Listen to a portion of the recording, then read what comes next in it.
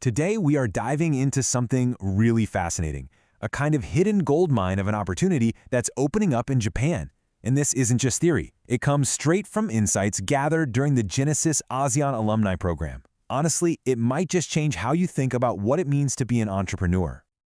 All right, let's start with a number, just one. I want you to hold this in your head for a minute. 1.27 million. It sounds big, and trust me, the story behind it is even bigger.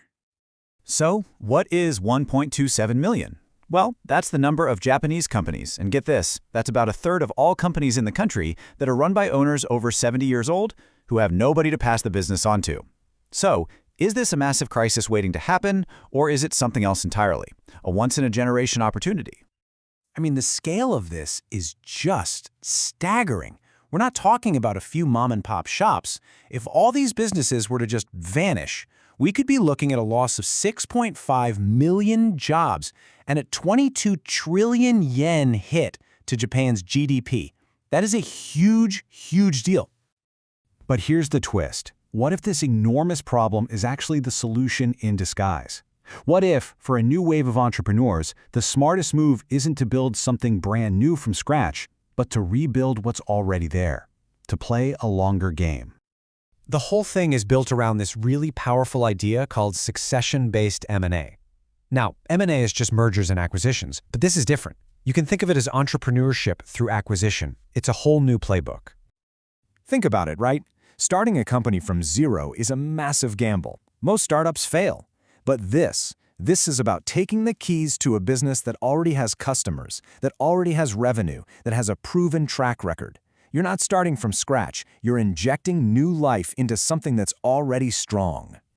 And this really gets to a fundamental shift in thinking. One of the program participants said it perfectly. Entrepreneurship isn't just innovations, it's a continuation too. It's not just about creating the new thing, it's about honoring a legacy and carrying it forward. It's about building for a much longer horizon. Now, an idea this big, this ambitious, well, it only works if you've got a serious support system in place. And that's exactly what Japan has been building, a powerful engine to make all of this happen. And we're not just talking about a vague promise of help. There's a whole network here. You've got big national organizations like JTRO offering free services all the way down to these super-focused city-level hubs like Campus Kokora in Kitakyushu. It's a multi-layered system designed to help you succeed. It all comes together in what's known as the triple helix model. It sounds a bit academic, I know, but the idea is actually super simple and incredibly powerful. You have the government, industry, and universities all working together, tightly interwoven, to create this really fertile ground for new businesses and long-term growth. But you know, the support isn't just about organizations and funding, it's also deeply cultural. And this is where that idea of playing the longer game really comes alive. The participants from ASEAN immediately noticed some key differences in how business gets done. You've got the Japanese emphasis on long-term trust, on discipline, on kaizen, that idea of continuous, gradual improvement. Now imagine pairing that with the incredible speed, adaptability, and customer focus you see in many ASEAN cultures. You get something truly special, something built to last.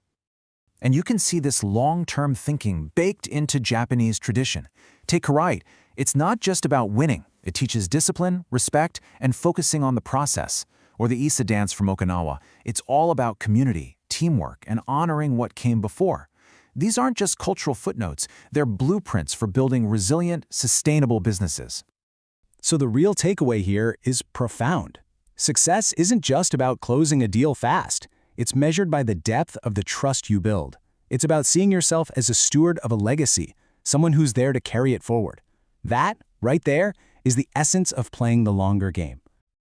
Okay, so what happens next? The program might be over, but for these alumni, this is really just the beginning. The collaboration is just getting started. And they didn't just head home with some nice photos. They left with a concrete action plan. They're setting up regular calls, building a shared hub with contacts and resources, and even planning a virtual demo day to connect with real partners and investors. They're building a bridge between Japan and ASEAN that's meant to last. When you step back and look at the whole picture, the lesson is crystal clear. A great idea is one thing, but it's not enough.